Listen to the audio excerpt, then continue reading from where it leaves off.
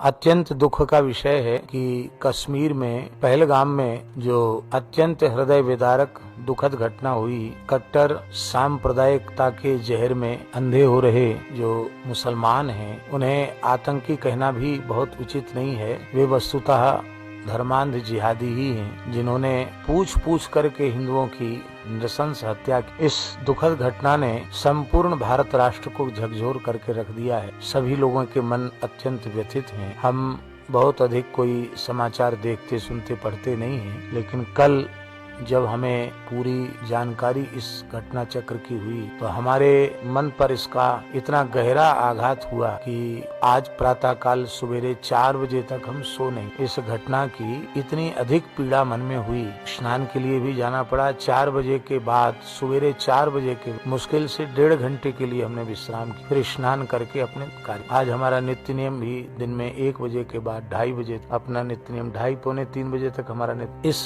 दिल दहला देने वाली, सबके भीतर आक्रोश भर देने वाली इस दुखद घटना को अब भारतीय सनातन हिंदू समाज को किसी भी अवस्था में सहन नहीं करना चाहिए। दुर्दांत अत्याचारी अन्यायी औरंगजेब के काल में ही श्री छत्रपति शिवाजी महाराज ने महाराष्ट्र में स्वतंत्र हिंदवी राज्य की स्थापना करके इसे हिंदू शासन घोषित कर दिया। ठीक उसी प्रकार से महाराजा छत्रसाल, जो शिवाजी महाराज के अत्यंत अंतरंग थे, उन्होंने भी बुंदेलखंड क्षेत्र के बहुत बड़े भूभाग को, जिसमें कुछ अंश राजस्थान का, उत्तर प्रदेश का, मध्य प्रदेश का, महाराष्ट्र की सीमा, उन्होंने अपने स्वतंत्र बुंदेली राज्य को भी हिंदू राष्ट्र घोषित कर। बहुत प्रसिद्ध है, इत बरहद उत सोनहद इत चंबल उत तोंस, छत्रसाल से लड़न की रही न काहू। तो एक ही काल में इन दो इस देश के महान सपूतों ने, एक छत्रपति शिवाजी महाराज ने और दूसरे महाराजा छत्रसाल, इतना बड़ा कार्य किया। तो आज अब वह परिस्थिति पुनः निर्मित हो चुकी है कि बिना किसी संकोच के भारतवर्ष को हिंदू राष्ट्र घोषित कर देना चाहिए और इस देश के जनमानस को सुखी रखने के लिए, इस देश का विकास और इसके ज्ञान का प्रकाश समग्र विश्व में हो, इसके लिए केवल हिंदू को ही मताधिकार यहाँ हो और जो अहिंदू है वह मताधिकार से सदा सर्वदा के लिए वंचित हो जाए। क्योंकि ये मुस्लिम तुष्टीकरण के कारण देश का सत्यानाश हो रहा है और कुछ अभागे वर्ण संकर हिंदू जो अपने को कहते हैं, वे ही लोग केवल कुर्सी के लालच में, वोट के लालच में तुष्टीकरण की नीति अपनाए हुए हैं, जो देश के लिए घातक। उसका मुख्य कारण है वोटों का लालच। हम ये नहीं चाहते हैं कि उन लोगों की तरह बिना अपराध के किसी की नृशंस हत्या कर दी। रहते हैं रहें, पर उन्हें मताधिकार न हो, न चुनाव में खड़े होने का अधिकार हो, न वोट देने का अधिकार रहे। हाँ, उनके पूर्वज हिंदू थे, यदि वे अपनी दुष्टता का त्याग करके और अपनी इस्लामिक कट्टरता का त्याग करके अपनी मुख्य धारा में वापस आकर भारतीय सनातनी हिंदू बनकर रहना चाहते हैं तो ही यहाँ रहें, अन्यथा इस देश में अब उनको रहने की आवश्यकता नहीं। और भारत सरकार को चाहिए कि पाकिस्तान में जहाँ भारतीय हिंदू रह रहे हैं और अत्यंत कष्ट पूर्वक यातना सह करके रह रहे हैं, उनको यहाँ बुला लेना चाहिए और यहाँ के जो इस्लामिक उग्रवादी हैं उनको तत्काल यहाँ से निष्कासित करना चाहिए। दुख की बात यह है, जो स्थिति पाकिस्तान की है, बांग्लादेश की है, अभी बांग्लादेश में हिंदुओं के साथ कितना अत्याचार हुआ और अभी भी हो रहा है, लगभग वैसी ही स्थिति या उससे भी खतरनाक स्थिति बंगाल भी जल रहा है आग से। और केवल बंगाल नहीं जल रहा है, यहाँ की धरती पर रहने वाले, यहाँ का अन्न जल खाकर अपना निर्वाह करने वाले भारत राष्ट्र के विरोधी जो इस्लामिक कट्टरता वाले लोग हैं, वे भी भीतर से तैयार बैठे हैं गृह युद्ध के लिए। तो अब आर पार की लड़ाई लड़ करके इस इस्लामिक आतंकवाद का सफाया होना ही चाहिए और अब आवश्यकता है कि अपने आपसी सारे मतभेद मिटा करके हिंदू मात्र को एकजुट होना चाहिए और शपथ पूर्वक इस देश का विकास और इसकी निरंतर उन्नति हो, इसके लिए भारत राष्ट्र के प्रति, भारत माता के प्रति अपनी अनन्य निष्ठा व्यक्त करते हुए संगठित होकर के मतदान करना चाहिए। और जो लोग हिंदू होकर के,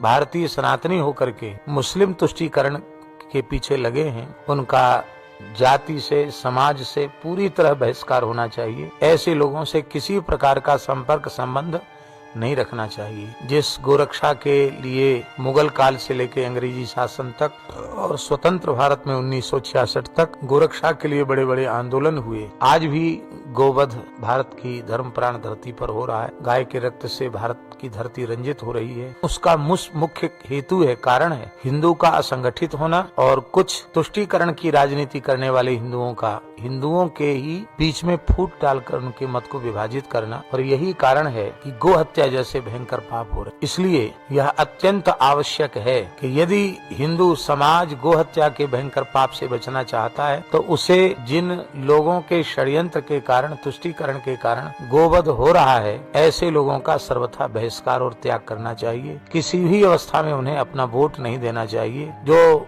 इस प्रकार की तुष्टीकरण की विचारधारा वालों को वोट देंगे, निश्चित ही वो प्रत्यक्ष गोवध के पाप के भागी होंगे। इसलिए हमारा संपूर्ण हिंदू समाज से यह आग्रह है कि वह संगठित होकर के, और भगवान करें कि यहाँ गृह युद्ध की स्थिति न आवे, लेकिन वातावरण जो दिखाई पड़ रहा है उससे लगता है कि यह देश गृह युद्ध की ओर आगे बढ़ रहा है। और उस समय भारत माता की के स्वाभिमान की रक्षा के लिए प्रत्येक हिंदू को अपने प्राणपण की बाजी लगा करके और भारत माता की जो गरिमा महिमा है उसकी सुरक्षा में अपने आत्म बलिदान के लिए, आत्मोत्सर्ग के लिए कटिबद्ध रहना चाहिए। संत समाज को भी संगठित रहने की आवश्यकता है, और भारतवर्ष में संतों से जुड़ा हुआ जितना हिंदू समाज है उनको कठोर शब्दों में और सबको एकजुट करने की आवश्यकता है। हम भगवान से प्रार्थना करते हैं कि इस संकट की घड़ी से देश उबरे, और जिन लोगों की नृशंस हत्या की गई है उनकी आत्मा को शांति मिले। वस्तुतः उनकी आत्मा को शांति तभी मिलेगी जब जिन दुष्टों ने ये भयंकर कांड किया है उनको